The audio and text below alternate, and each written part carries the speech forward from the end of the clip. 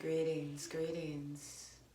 My name is Sister Rita X, and I'm just here to share a little bit of my mental mindset with you about the NFL and the Kansas City fans and the whole shebang. The first thing that we have to understand is we are dealing with an entity that will never change.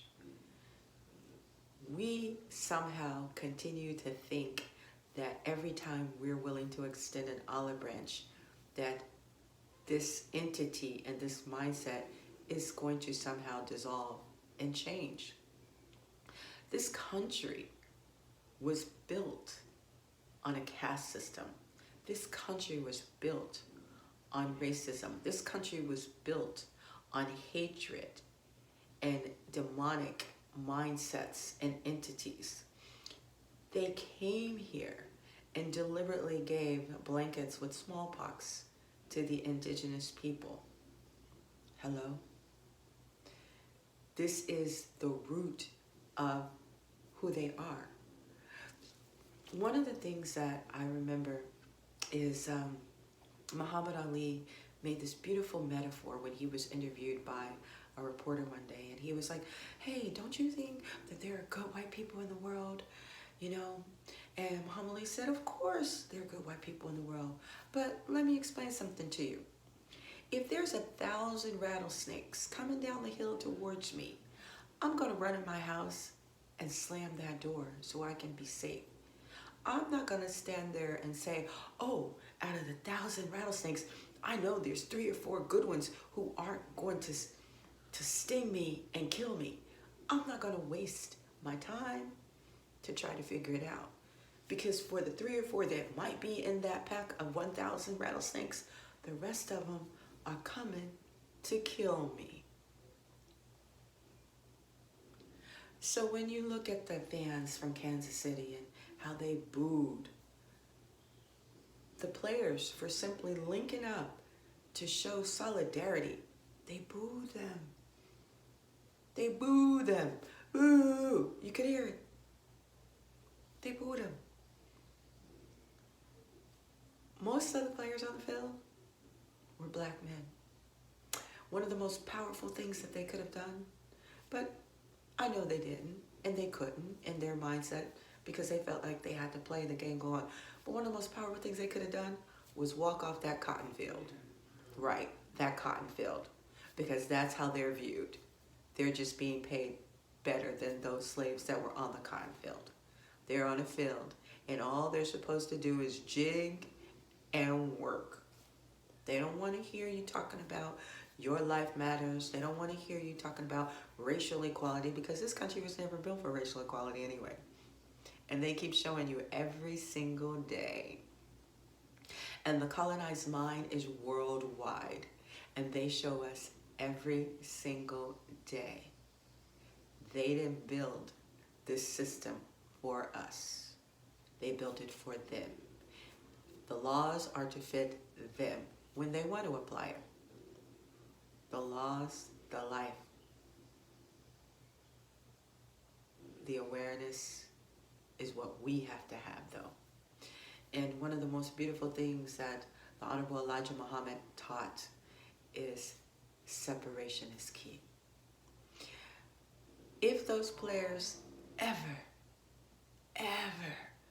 really woke up and united, they could create their own league devoid of any kind of problems or fans that don't appreciate them in that way. And you know what I mean? Because what those fans in Kansas City did was pure racism, pure hate. And we're living in a day and age where it's become quite popular to show how hateful and racist you can be. It's always been here, but it was a little more under the rug. They came out at night, like they always used to do, with their hoods on and burning their crosses. Now they don't come out at night anymore.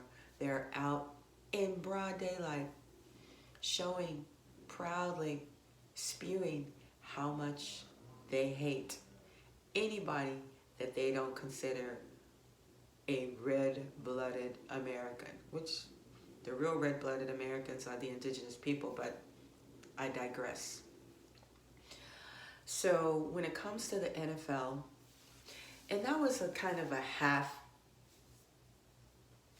attempt, because the NFL could do so much better. As a matter of fact, as far as I know to this date, Kaepernick still has not gotten a job or gotten another tryout with the team, and he kept himself in player ready. You know, he kept himself in player ready position. He was ready. He stayed practicing every day. But it's the same league, y'all. So no, I'm not watching NFL. I do watch my college football because I like sports. I like football. But in terms of handling this whole Black Lives Matter, everyday Black Lives Matter, even when they're not on the field, everyday Black Lives Matter, when they're on the field, yeah. Black Lives Matter when they're just being normal people, like we're being normal people. But how I handle this and how the NBA handled it, I think is a lot better. You know, I think they've done a lot more in terms of trying to show that they are at least listening and they're aware, truly aware of what's going on in this country. The NFL has just poo-pooed everyone. So you're watching and you're hoping you're going to see this big, huge change. Well, the fans in Kansas City let you know, ain't nothing changed. This is America. They are not changing their mindset. You have to change your mindset. You, as in we, have to stop begging to be accepted and really work to creating our own in everything that we possibly can, and to support each other. Because honestly, we are all that we've got. So just know that. And that's not to say, like I said, that there are not good white people out there. What your job is to do then is to really talk to your people and wake up your family and wake up your circle. Don't sit there and be quiet anymore because you're so afraid to stir the pot or ruffle feathers. So if you really, really are that good white person, then do your job. Do it with your people. And as far as Black people are concerned, what we need to do is to continue to uplift each other, support each other, and empower each other. And I would love one day to see those guys walk off the field, just like the Milwaukee Bucks did. That was beautiful that day. It was so beautiful. But to have those guys walk off the field and let those fans boo them, give them something to really boo while they're crying about their tickets and they're spilling their beers all on each other. But I love you all, people. I love you. Don't give up on us. The awakening is happening, and it's happening now. We won't be stopped. Africa, I see you, and I love you.